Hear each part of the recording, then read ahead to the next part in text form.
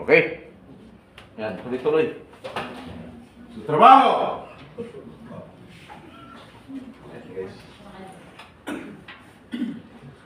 Okay? Ang ganda itong topic na to. Ngayon ang topic. So yan, malasakit sa bayan. Kung may malasakit lahat, alis mo ba kayo? Hindi na. Hindi na. So kaya hindi na kayo alis kasi pag dito lang sa Pilipinas, medyo hirap. No? Hirap na talaga. Kaya kayo nandito para maiangat, makaalis may ingat ang inyong mga pamilya sa kahirapan. Sir, tarating nyo lang. Dalawa kayo dito kayo sa harapan. Kasi ala ko ano kayo naman. Dito. Huwag kayo mayak. Huwag ako speaking ko tayo. Dito. Yan. Para mas maganda. Kaya dapat, mayroon kayong katangian katulad nito. No? Totoo naman yan. Totoo yun. Kasi bakit? Kayo ay papadala sa labas ng bansa as ambassador. Tawag sa inyo, kayo yung ambassador of goodwill. No? May magandang, mabuting kalooban, mapagmahal sa kapwa, hindi lang sa kapwa. No? Maging sa kapwa magagawa sa labas ng bansa at sa ibang mga lahi doon. Kasi kayo, pagdating doon, kayo ang hinahangaan ng mga ibang lahi pagdating sa labas ng bansa. No? Number one sa sa inyong trabaho. Ang mga Pilipino daw magagaling pagdating sa trabaho, tama? Magagaling. Kaya sila demand kayo pagdating sa labas ng bansa, katulad niyo ng mga Pilipino. Okay? Yan, masipag, magalang, mapagkatiwalaan. Yan ang katangian ng mga manggagawang Pilipino. O mga OFWs. Yan na, no? Duty to country, ipagtanggol ang adhikain ng bansa, ipagmamalik ang pagiging Pilipino. Yan. Na-explain ko na, ipaliwanag ko yan, ang pagsak doon. Doon pa rin sa tinatawag na you are an ambassador of goodwill na sinasabi. Duty to those country, subukang matuto ng kanilang wika, igalang ang kanilang reliyon, tradisyon, kinaugalian, at paniniwala. Igalang at sundin ang kanilang batas. Nandoon yun sa tinatawag kanina, do's and don'ts. Duty, Kaya dapat, huwag mong gawin, kung ipinagbawal doon, huwag mong gawin. At kailangan, subukan mong matuto sa kanilang wika. Ang purpose, pag may natutunan kayo, hindi kayo mahirapan. Kahit sino sa kanila doon, iba-ibang lahi man yan, pwede kayong makipag-communicate. Sa Middle East country, o sa ibang sabihin natin, sa Europe country, no? Mga English, kung ano-ano salita doon, Japan, kung ano-ano mga...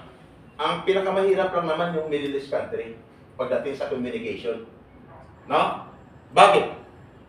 Ano ba ang kanilang lahi doon? Ano kadalasan yung salita nila doon? Arabic. No? Yung language nila is Arabic. Kaya dapat alam nyo ang kanilang salita.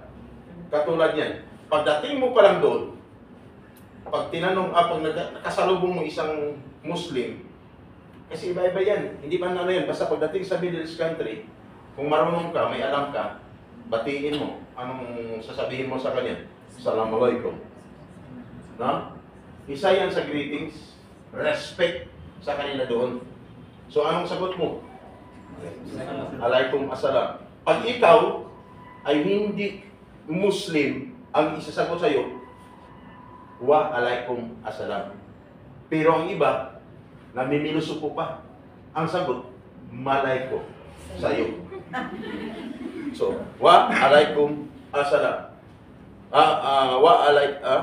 Wa alaikum assalam pag non-Christian.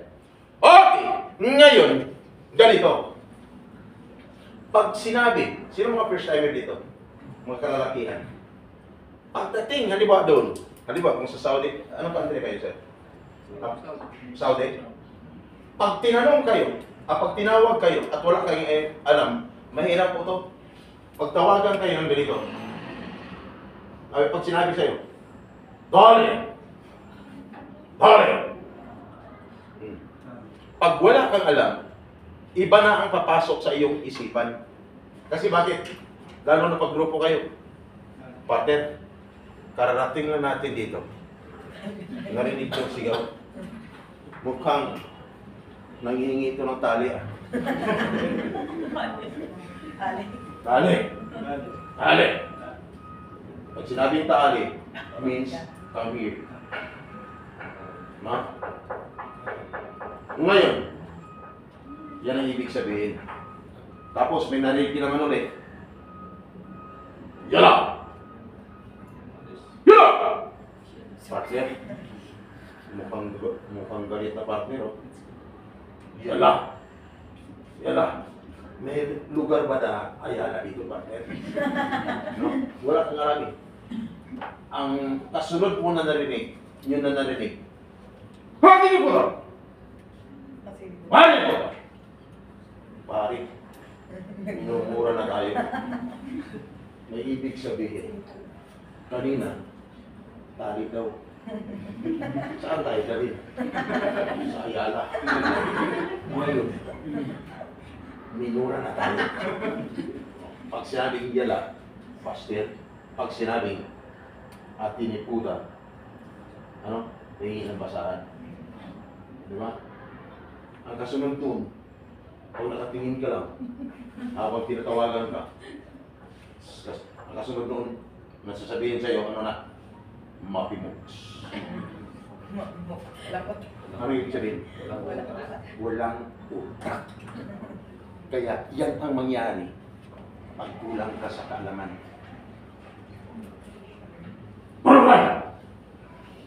Anong sabi? Ano yung ibig sabihin? Baraban. Bu. Minumura ka na doon. Kaya pag sinabi mo doon, yung sinabi ko, makukulong ka. Pag sinabi mo, Mapimoks! Hirap, huwag niyong gawin. Garabon! Huwag niyong gawin. Oh. Pag sinabi sa'yo, Kevan, Kevan! How are you? No? How are you? Ano sagot mo? Why she? Ano yun? Yes? Why is tama? Yan. Yan ang sagot mo. Pag sinabi, Habibti. Ma'am, ano sagot mo? Ma'am, pag sinabi sa'yo, Habibti, ano sagot mo? Ma'am, isa bro. Pag sinabi sa'yo, Habibti, ano sagot mo? Habibti. Habibti. Means Habibti. I love you too. Ayos, ma'am, ulitin ko nga. Habibti. Ang sagot mo sa'yo na, ma'am. Sabi ko na eh. Yung mister mo sa likod daw. Okay! May natutunan? Pag sinabi, mapi. Mapi. Wala. Pag fee, meron. Mapi pulos. Walang pera. Walang pera. In Bisaya. Sa Bisaya, pag mapi pulos, sabihin ka, huwag tayo pulos. Mapi pulos. Walang pera, wala kang pulos, wala kang kwenta ng Tagalog. No? May natutunan? Dami pa. Oh, may mga example dyan. Example ko ba siya? Hindi. Nag-research lang ako. Yan. Kaya kailangan marami kayo natutunan. Yung kanilang relihiyon, nirespeto ninyo. Dito na yung kanina, oh. Magulo tong ano na to eh. Respect. No? Religion. Muslim. Tradition. Sa Muslim country, no? Dapat alamin nyo. Kasi bakit yun? Every year, mayroon tinatawag na Ramadan.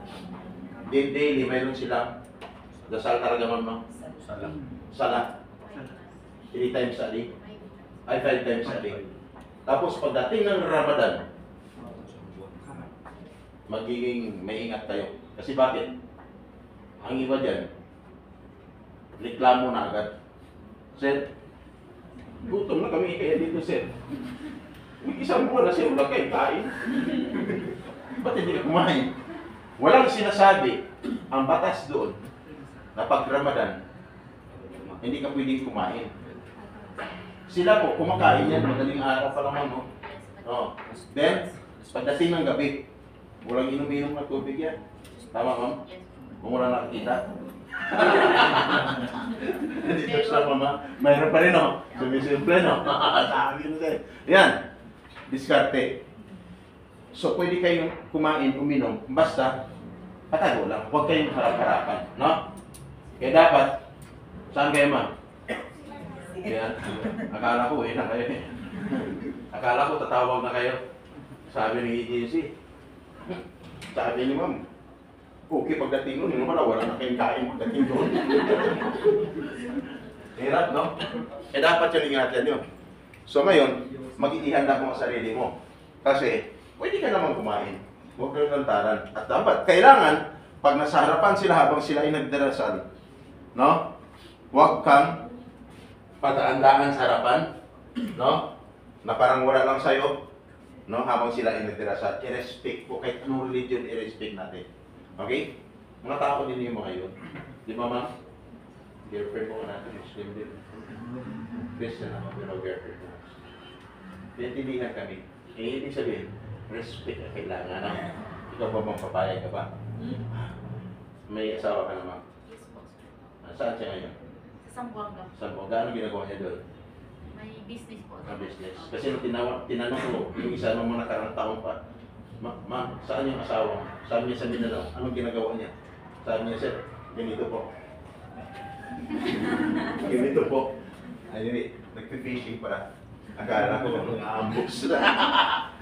Okay. Nagpipishing. Hindi siya makapagsalita ng mahal. Okay, i-respect ang kanilang religion, no? Kanilang tinagawian, paniniwala, igalang po, no? At sundin ang kanilang mga batas. Mahirap po ito. Yung makipag ganon-ganon ka lang. Ganon-ganon. Bawal yun. Sinyas-sinyas. Thumbs up. Tapos pabilog-bilog ng daliri. Bawal yun. Bakit kaya?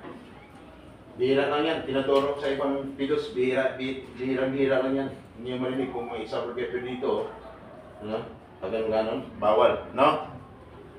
Bawal. Kung naki-holding hands ka, bawal din yun. Di ba? May kaibat na ano? Pwede ka makulong or makulong kung napatunayan na ikaw ay kasada. Both worker. Both, ano sila, yung opposite chicks. Babae o lalaki. Wala kami mapagkitang katibayan na kayo ay kasal, pwede kayo makulong. No? Pwede makulong. At may kaakibat na 100 lashes every Friday. Every Friday. Naranasan mo na ba, sir? Yung lashes, alam mo mga lashes? Hindi pa. Gusto mong malaman. Yung pinapalo ka, sir. Latigo. Kaya dapat ingat. Yan ang lashes. Kaya dapat ingat. Kailangan may maipikita kang katibayan na kayo ay kasal. No? Yung pag-inom ng alak, bawal. No? Inom ng alak. Sinabi, bawal ng alak, gumagawa pa rin ng alak. So, kung makikita na, no? Yes, or sadiki. Ay, yung tawag mong sadiki. Yung grapes, ginagawa nilang alak, no? Sabing bawal, ginagawa pa rin.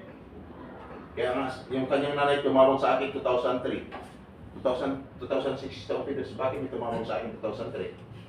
Kasi wala pa ito noon. Tumutulong ako sa may mga problema. No? Bawal. Buti lang. Pag nakita ka, pwede kang uliin at makulong. Eh dapat bawal. Huwag niyong gawin. Ngayon, ano pa? Dami yan, no? Masipag, tungkulin, matyaga, magalang, paulit-ulit lang yan, matalino. Yan. Duty to the employer. Anong duty mo sa employer mo? Magbigay ng tamang impormasyon at papilis ukol sa kanyang sa kasanayan at karanasan sa trabaho. pagbutuhin ang trabaho. Bakit? Doon, siguraduhin mo, pag ikaw nagtrabaho, kung anong ipirenesent mo, nakatibayan na ikaw ay ganito yung trabaho mo, no? Anong mga documents mayroon ka, dapat papatunayan mo na kaya mong gawin. Kasi pag hindi mo kaya yung gawin, sa salita lang, hindi mo naman kaya pag sa pag in-apply mo na sa sarili mo, hindi mo naman kaya. Ibig sabihin, nagsisinungaling ka. Dapat sisiguraduhin kung ano nakalagay doon sa inyong mga dokumento, mga dapat tama, ay naayon din sa kung anong kaalaman mo, ay dapat pagdating sa actual, pag nag-perform ka, kaya mo. Kasi pag hindi nakita nila, sumasapply ka, pwede kang i-terminate. Kaya mayroong tinatawag na just causes at saka for termination by the employer. Diyan, mayroong just causes for termination by the worker sa kanyang employer. Kaya dapat pagbutihin ang trabaho. Dapat, kailangan, totoo ang iyong sinasabi. OFW na sa iyong pag-asa at tiwala ng iyong pamilya at buong bayan. Ingat. Hindi po madaling magiging buhay OFW. Dapat huwag niyong kalimutan pag nasa labas ka ng bansa, kahit kaano ka kagaling, no? Lagi kang magdasal. Mga kababayan natin ng Muslim, masipag yan magdasal. Hindi na ginagawa nila 5 times a day. Tapos ikaw, isang beses lang sa loob ng isang araw, hindi mo kayang gawin magdasal. Dapat pag-ising mo pa lang sa umaga, mag-pray ka na, nasa Lord, no, gabayan mo ako. As I perform my task for today, na sana wala akong magiging buligyaso. Bigyan mo akong more knowledge, wisdom, para magampanan ko ang aking trabaho. At iiwas mo ako sa anong mga kapahamakan sa buong maghapon para maging successful ang ating ang paggawa ko ng ating task sa araw na ito. Pag after ng iyong trabaho, dapat huwag niyong kalimutan magpapasalamat. Laging magpapasalamat. Bakit? Kahit anong galing mo, hindi na pwede, di ba? Tanda mo, lahat ng galing yan sa taas eh. No? Hiram lang yan. Hindi sa'yo yan. Walang nabubuhay sa mundong ito kung walang nasa taas. Tama? Hiram lang tayo. Pag sinabi ni Lord, magaling ka na, kaya nakalimutan mo na ako, kukunin na kita. Tama? Kasi nung nasa pilos ka, habang naglilecture, maganda ang pakinig ng iba. Ikaw, tunog ng mga cellphone mo. Na.